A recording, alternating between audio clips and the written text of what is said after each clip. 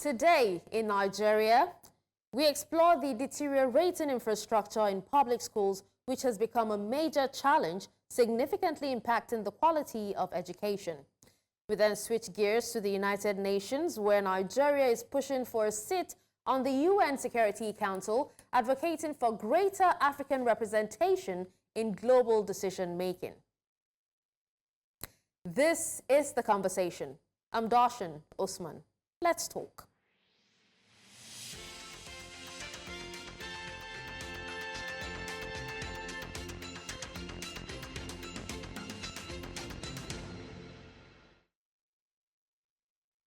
Now, infrastructural decadence in Nigeria's public schools is a pressing issue that has been affecting the quality of education. Many public schools in Nigeria are struggling with dilapidated buildings, outdated equipment, and inadequate facilities which hinder the learning process.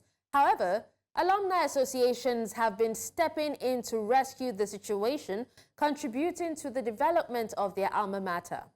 Now, their efforts have helped bridge the gap in funding and support, ensuring that students have access to better learning environments. Joining us to discuss this, we have Femi Adeyeye. He's a co-convener, FundEducation Coalition in Ibadan. Hello, Femi. Thank you so much for joining us on The Conversation. Thank you very much for having me.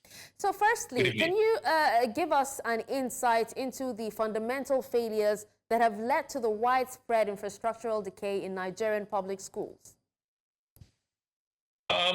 Answering that question so directly would mean giving it a very reductionist perspective, because there are quite a number of things that are wrong with our educational system, starting from the curriculum itself, the philosophy guiding our education, the idea, actually, of what education should mean in a country like Nigeria and by extension Africa, down to the budgeting that you have for education, and so it's a cocktail of a lot of problems. So you can't specifically just bring one out of the ingredients of problems and then you want to talk about it. I used to say that this is a country where you have a Ministry of Budget and Planning. There is always a budget for every sector, but there is no planning. And that is why you can just wake up one morning and then the Ministry of Education can say, or the president can allocate 1.5 trillion or thereabouts for education. Anyways, it's a progress from what we used to have in the past, And the question would then be, how did you arrive at this figure? Is there what was the plan? The number of children you have out of school. What's the plan to get them back to the classroom? How much are you allocating per child? Those are the issues, and not just waking up one morning to figures flying around. Structural deficits that we have from our primary schools to our secondary schools to our universities, it's a terrible problem. It's an eyesore. Even if you go into some of our universities today, they are not places where animals should be learning in the real sense of it. Yes. All right. Now, speaking of cocktail of problems, I did list a few challenges, that our public schools are actually going through or facing. Let's talk about, still talking about the inadequate infrastructure. Can you tell us how it impacts students' academic performance, mental health, educational outcomes, and their overall well-being? Yes, when you study in a place that is likened to some kind of poultry, you don't expect that children, you don't expect that anybody actually, irrespective of the age grade, would actually learn in those places. I can tell you for a fact that even here in Ibadan, where I'm speaking from, there is a primary school, we posted it recently, the coalition, where you have a classroom, where you have 6 class grades in one classroom. And so primary 1 is going to face the north, primary 2 will face the west, primary 3 will face the southeast, and in just one classroom here in Oyo State. So you don't expect any learning to happen in those places. away from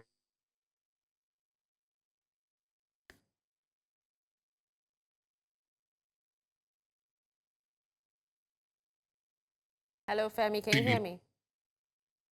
Yes, I can hear you. Oh, yeah, we lost you for a bit there. Please go ahead. All right. So I've said it before, and I'll repeat here that I've been in a laboratory before at the University of Lagos, where the engineer, the technician told us that we should not even mind, or trouble ourselves with that apparatus. That the last time that apparatus was serviced was in 1976. Oh, wow. That's forget about it. This equipment is not going to give you the right results. Just take the readings, tabulate, these readings, and come up with your reports. So that's the state of learning in Nigeria today, except we want to lie to ourselves. It's just people coming in, managing whatever they have and just getting out. And at the end of the day, they are not contributing meaningfully into the economy. And that is why you have engineers scattered everywhere in Nigeria today. I mean, engineering graduates, don't let me be so factual by calling them engineering graduates, but they cannot build our bridges, they cannot build our roads, they cannot do anything. We have to wait for Chinese, Philippines, and people who have studied in order, in a better infrastructural arrangements to come and take care of the things that we should be able to do. Despite the fact that we are churning out graduates every year, we are churning out, professors in engineering, in science, in mathematics. We are not, these things are not impacted because of the learning and living conditions. If you come to many of these universities, in fact, if you put, like I said something earlier, and I'll repeat it, if you put animals in those places, those animals will protest. Now, speaking of these, learning conditions, Femi, now we know that, when it comes to the classroom, there are two sets of people that are involved, the students, and then we have the teachers. Now, the teachers are also affected in some kind of way. Just before we, come to, what these alumni associations actually do to help, can you tell us what impact the infrastructural decay might have or has on the morale, the retention, and also the effectiveness of these teachers? Yeah, it is, the morale, talking about the morale, there's no morale anywhere. Starting from even the wages you pay them, the salaries you pay them. Let's start from that. That's one thing on its own. Away from that, if you talk about the infrastructure, we used to go to classrooms where you have 1,000 students, lined up, and then the lecturer is screaming at the top of his voice. Nobody can listen to him. There is no learning happening in those places. Or do you want to talk about a case where many of these lecturers, they actually their offices? Many of them don't have offices in our schools. Talk about the primary school. I just told you about a school in Oyo State where you have 6 class grades in one classroom, using one classroom. So how do you expect teaching or learning to happen in that place? So the morale is not there, teaching is not happening, learning is not taking place. And so at the end of the day, we just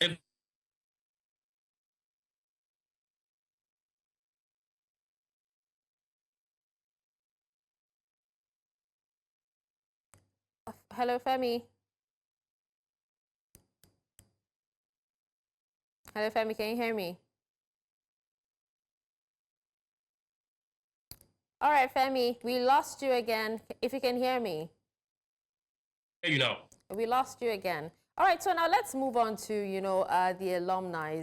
It's no news that alumni associations, help the alma mater, by alleviating its financial burdens through donations. In fact, my own alumni as well, they're always requesting for donations to do this and that in our former schools or in our alma mater. But then how effective have these donations been, in addressing these deficits? Can you tell us? Hello, Femi, can you hear me?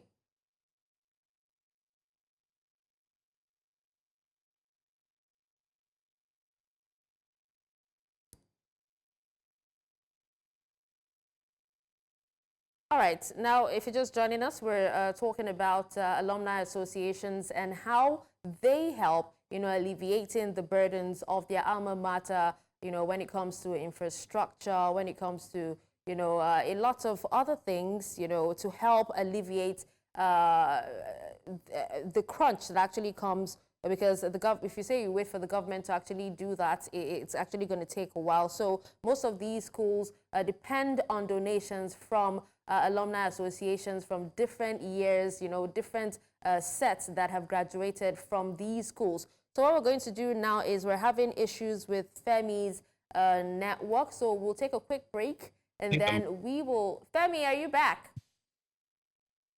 I hope so. It's yes, part of what you're back, but we're actually about to take a quick break so we can actually... Network in Nigeria is... Yes. Would you want us to probably take a break and then you restart your network so we're certain that it's perfect?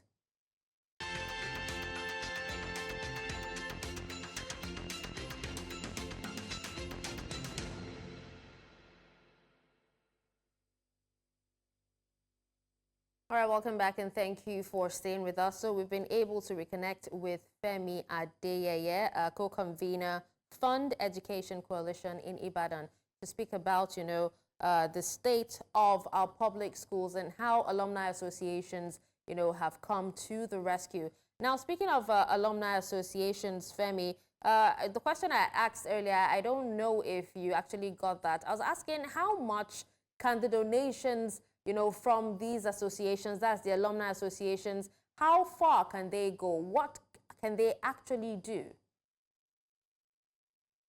That's actually is not the responsibility of alumni association.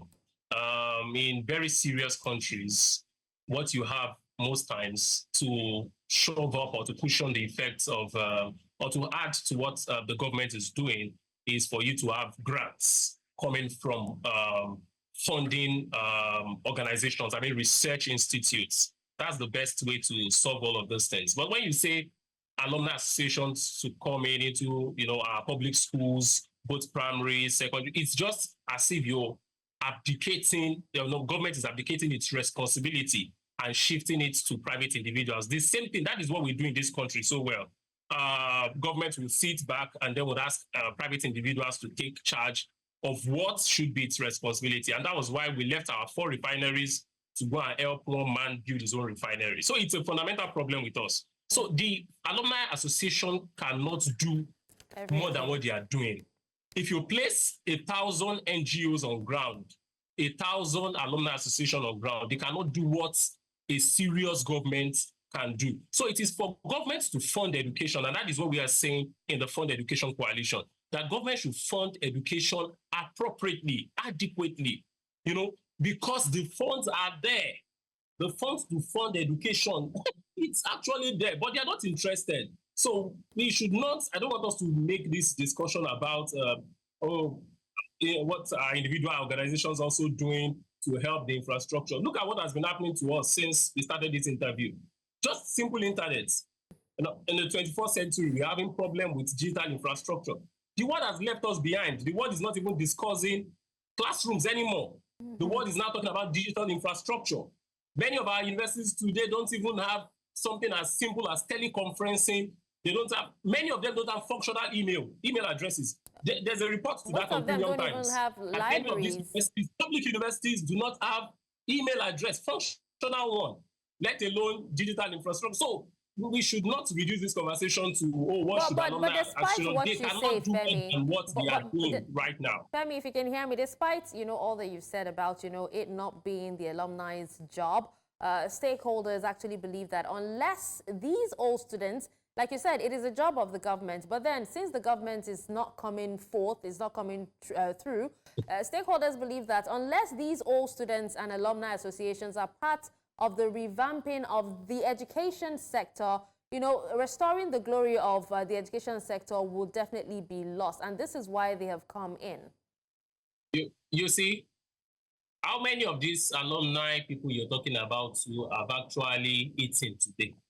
See, let's not come on to lie to ourselves. How many of them have responsible jobs or jobs today in Nigeria or have eaten well? This was a particular dilemma with Faith when we were fighting the free struggle at Uniland.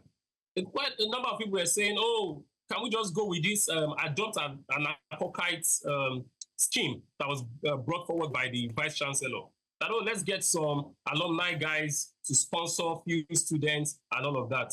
Today, they've increased the school fees again, and the University of Lagos students are now back on the street again begging.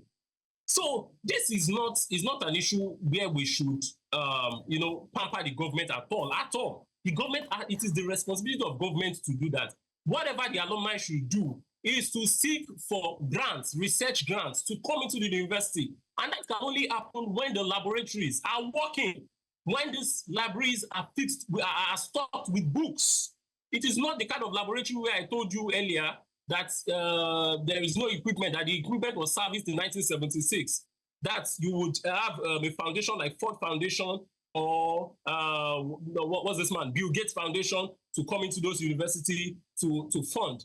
Let me tell you, Harvard University, the endowment that comes into the Harvard University would rival the budget of Nigeria. It is because this infrastructure has been put in place. And that's a private university, actually. But this infrastructure has been put in place to then bring in more people to support.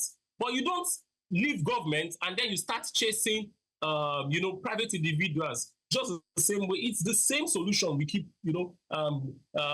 preferring to all of our problems. And that's why we're not going to move forward. I don't know where those stakeholders met and came up with that evidence that it is until these alumni come together and they build something for the school, that is when our infrastructural deficit would now the gap will be breached or something will happen. No, it's not good. How many of them have actually eaten, like I said earlier? I was actually going to reiterate what you just said, talking about, how many of the alumni have actually eaten. It's not funny, but it's funny at the same time, I'm sorry to say. Now, if, the alumni, it's not the alumni's job to actually, do their own bit as to, uplifting some of these schools, and then the government is not doing anything about it. And then you also have the schools, who I know that some of them are trying so hard not to increase school fees so that, it doesn't cost more restraint on the parents. So what innovative solutions can be explored to finance these public schools' infrastructural development? What more can be done? What more that should be done at this time is for government to fund education. If the government does not come into play, it is for us to pressure the government to fund education. I know you may not agree with me because sometimes these things. So what I'm saying is, because how long should we continue to wait for them to do the needful? As long as it takes. Because it is actually the duty, the responsibility of government to educate its people. Because if you do not do that, you had better build more prisons. You have a choice to either fund education or to build more prisons.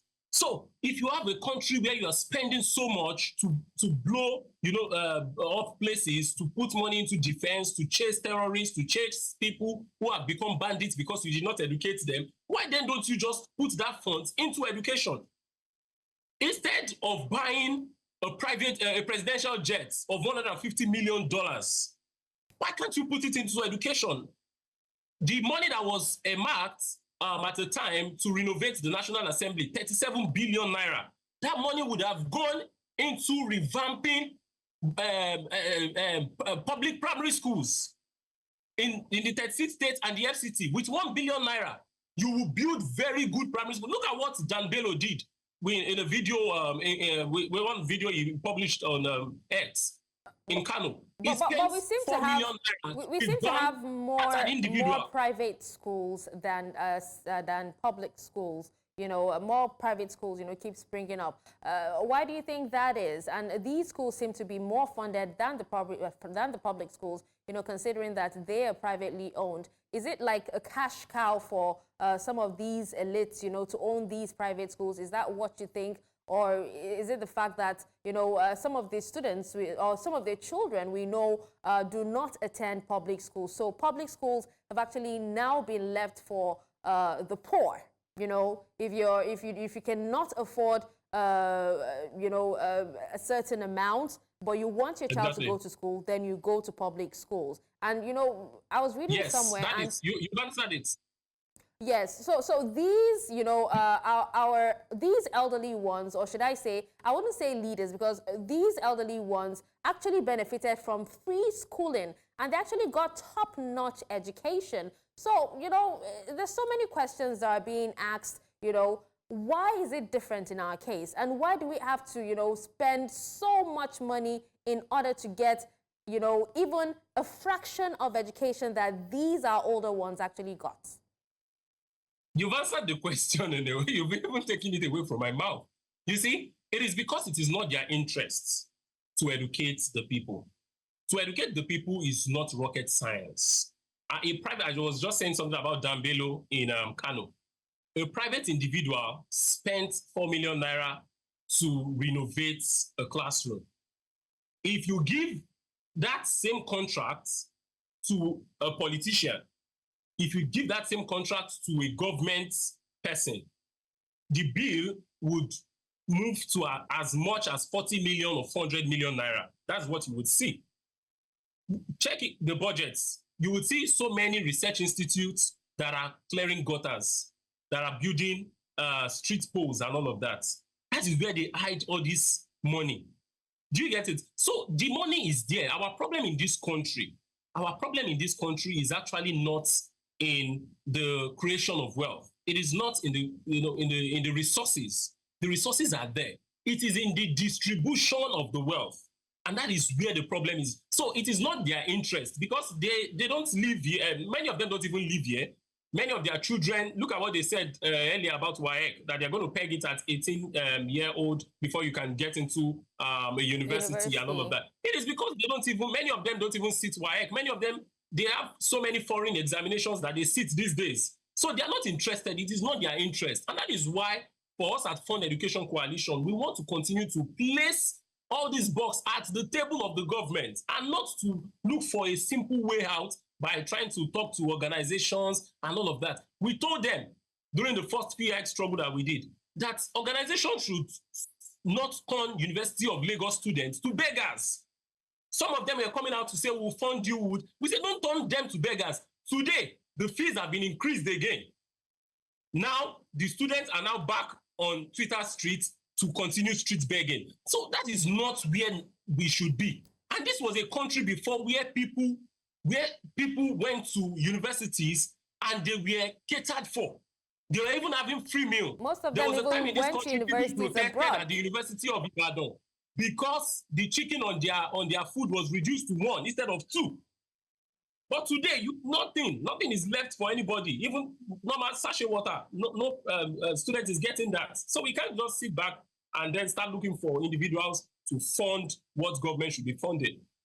You just reminded me of the school feeding program, and I'm tempted to ask what is happening to it. What has it been stopped or something? Because I haven't heard about it in a really, really long time. So we're still talking about the person who should be doing that is under suspension, an investigation that we would never hear about. We won't hear about the investigation reports. All right, it's months already. Okay, so let's.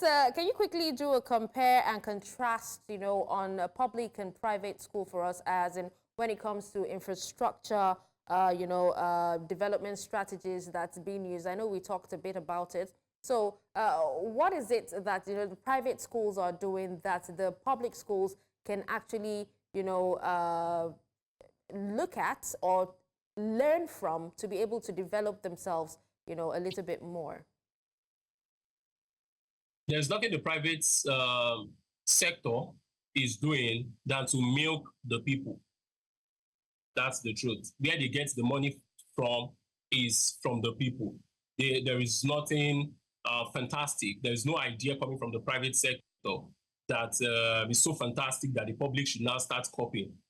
What they do is take from the people, give them even less, less of what they pay for, and then they use that money because the interests of the private sector everywhere in the world is profits. The interests of the public sector, ideally, in an ideal situation, is for the people. So now it is either we choose between people or profits. So that is where the whole thing is. So for us, we do not see the public-private partnership as a panacea. I think I saw an highlight now. It is not a way out for public education. Anyone who wants to go ahead to create their private schools and all of that can go ahead to do that. We have no problem with that. But we're saying the masses of our people who are in their majority cannot afford these private schools. And that is why they are coming to public school. And in fact, the public school should be the best because it is handled by government. That is how it should be. But because the people who are in government, as far back as 1999, Obasanjo and Atiku, instead of funding the public universities, they got licenses for themselves to build private universities. The Bells University of Technology, Obasanjo owns it. Atiku owns his own too in Adamawa or wherever it is. So instead of funding the public, they got licenses for themselves, including the former Attorney General of the Federation, Malami. Malami also has built his own university. In fact, if you move from Lagos towards Osun, the number of private universities you would see in bushes, you would lose count.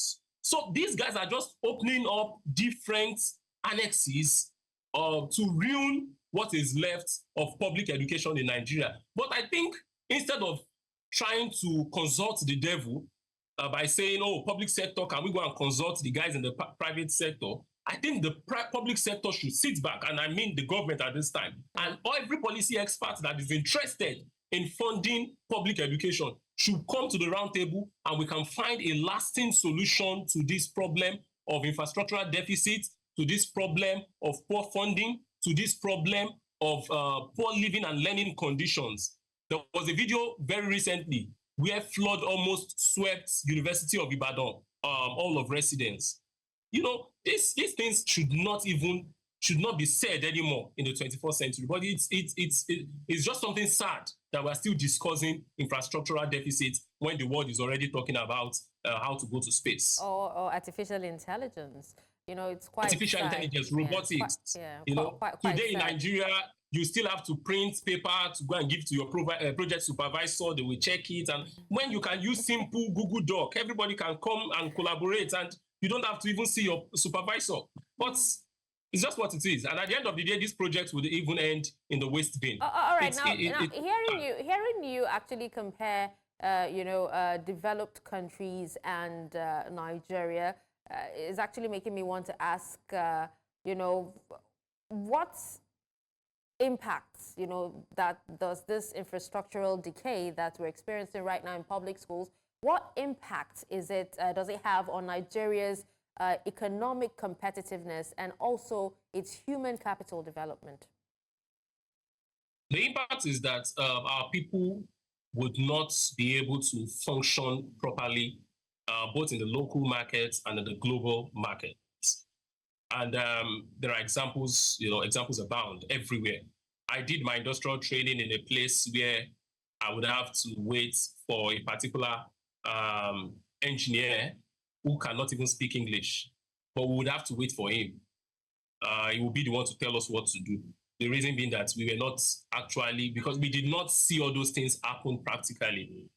You have a case where medical students in this country, many of them, the only place they see viruses and microorganisms is in textbooks. They cannot see it physically. So how do you expect somebody like that to compete with people who work every day with the practical, with everything they need to work with? So you cannot place them on the same pedestal. But the good thing is that our people are so resilient, and that we must give it to Nigerians, that it is our strength anyways, but I also see it as a weakness sometimes. But it is our resilience that has helped us to this point, that even the quote and unquote poor education, the poor learning that our people get from all these schools, they still go elsewhere and they excel. In fact, Nigerian doctors are one of the best in the United States. They are one of the best in the United Kingdom, despite this poor learning condition. That's to tell you that if they had a better, something close to what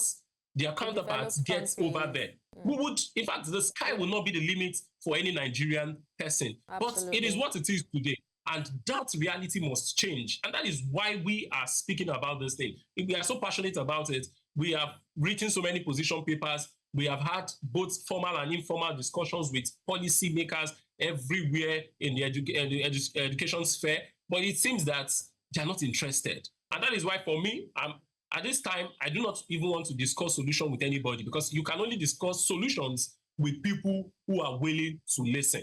All right, so if you're not discussing solutions, at least we can discuss ideas. And, we're still, I will try. We're linking this to, alumni associations, definitely. So, since you've said, since the government isn't doing enough or as much as it is supposed to do, and, it seems like the alumni associations seem to be bearing, more of the burden. And when you come to secondary schools as well, the PTA Association as well does a lot for the schools. Do you think that the success of the Alumni Association's interventions, is enough to inspire broader community involvement in education development, especially from public-private partnership or even local communities? So, I don't want to sound dismissive, but aside organizing Owambe, get together, what else do this alumni association, what else do they do? No, I need facts. I've worked in this space for over 7 years. Oh, and like we said, they actually contribute. They contribute to probably build more classrooms, to revamp, some of the infrastructure. They organize award ceremonies. Why then are we talking about the infrastructural decay today? If they actually do that, see, I understand what you are saying. What I'm saying from this end is that there is not enough evidence as of today that if we venture into this alumniism, it would cause any change in the infrastructural decay that we're talking about. The only thing they do many of the times is to have get-together parties, Owambe arrangements, and when they come there, everyone wants to show that, okay, I've made little change. Can we come together and just build one toilet? See, if you line up 1,000 alumni associations, they cannot do what a serious government can do. And I stand on this, and I stand on this particular idea. But so that we do not dismiss the alumni association discussion, the duty of the alumni association, that in my own opinion, is to collaborate, to look for funding. They can also go into funding for research. Like I said, it is not to build one classroom today with very funny materials, and then in the next 3 or 4 years, you're back to build one toilet. And all that is not a sustainable way out of all this quagmire. It is not sustainable. And this alumni association you're talking about, they are becoming more impoverished by the day. And in Nigeria today, the middle class is shrinking. Exactly. The number of people you're going to have at your alumni association meeting this year would reduce, because many of them have not eaten. I keep saying this thing, they have not eaten. I watched your show this morning where a particular lady, was it this morning? I just saw it on Twitter. Stormed out of the set because she felt like she could not hold it anymore, that she's losing this middle class status. So the Alumni Association members are actually the middle class people, but the middle class has shrunk already in Nigeria. Yeah. You are either poor or rich. So how do we then rely on poor people to help another set of poor people? That's been delusional, if you allow me to say. So what hope do we have for our public schools moving forward? And your final words just before we wrap up. All right. It is for all of us who are interested in this conversation. It is for all of us who have come to realize that the only way out of this problem of underdevelopment that is facing the country is adequate funding of public education, because that is where you have the mass of the people. Private education has its own people, but where you have the bulk of people that can actually skyrocket this country from this ground zero to a very high level is to fund education properly. You can fund the university, and one student can produce what is going to earn Nigeria a lot of revenue in terms of foreign exchange. These are ideas that can actually move the country forward. So it is for all of us to come together to the round table, chart a course, forward. There are already position papers on this. Like I said, I'm not coming here to discuss solutions. There are so many of them on the internet, and anybody who's interested can pick all of those things, and we can then have a conversation on how to move forward, not relying on individuals or relying on organizations that are not of government. All right. Well, we hope that, the government comes to its senses really, really quick and, does what needs to be done so Nigerian public schools are able to compete with schools from, schools of their peers in other countries, in other climes.